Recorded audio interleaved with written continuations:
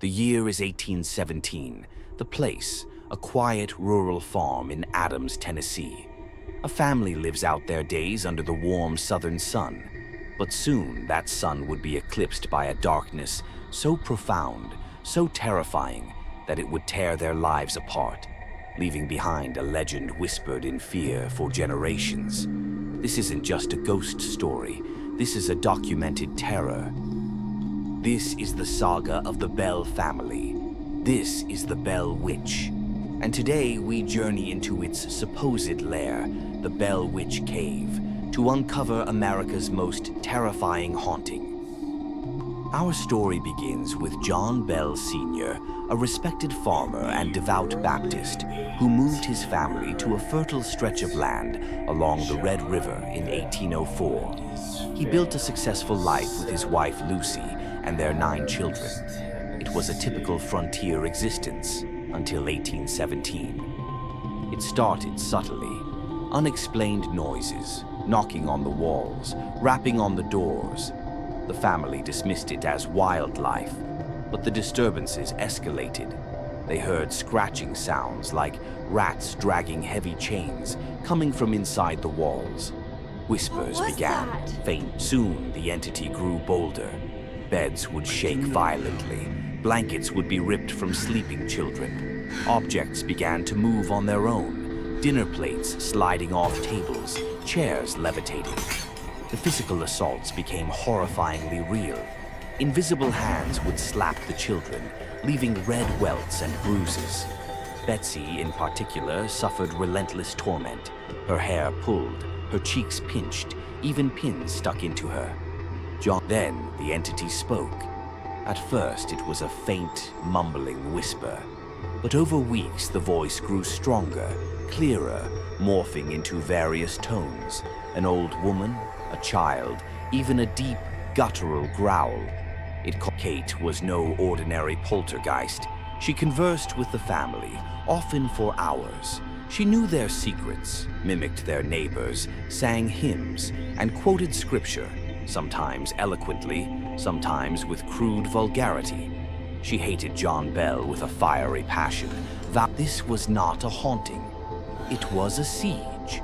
The Bell Witch terrorized them daily, openly declaring her evil intentions, attacking them and revealing personal information that only they could have known. The family was trapped in a nightmare, with nowhere to turn. News of the Bell Witch spread like wildfire. The farm became a morbid tourist attraction, with hundreds flocking to witness the inexplicable. Even Andrew Jackson, a future U.S. president, heard the tales. According to legend, as Jackson's party approached the Bell farm, their wagon mysteriously stopped, unable to move forward. After countless efforts, Jackson supposedly declared, "By the Eternal, I'd rather fight the whole British army than contend with the Bell Witch." The witch's ultimate threat came true.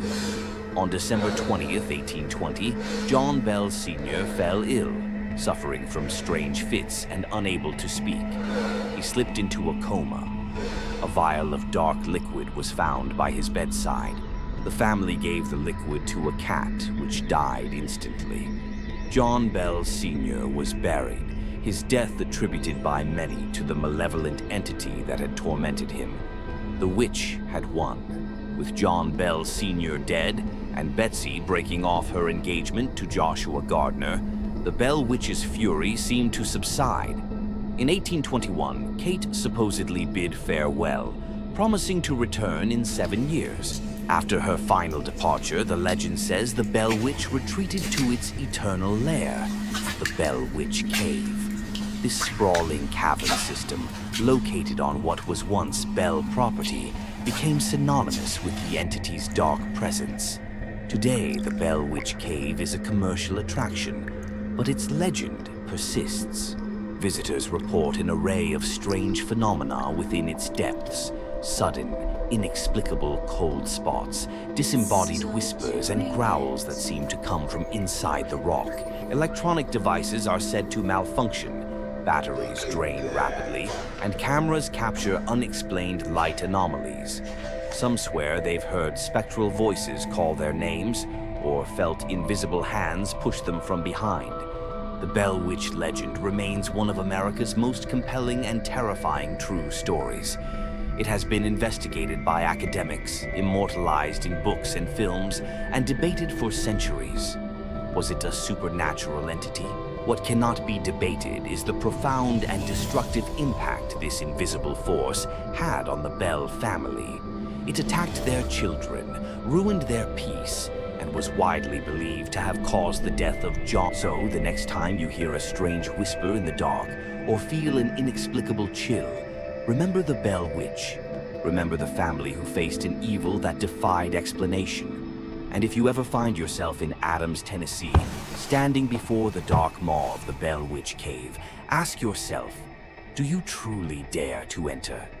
For in that darkness, the legend suggests, something malevolent still waits, and it might just be listening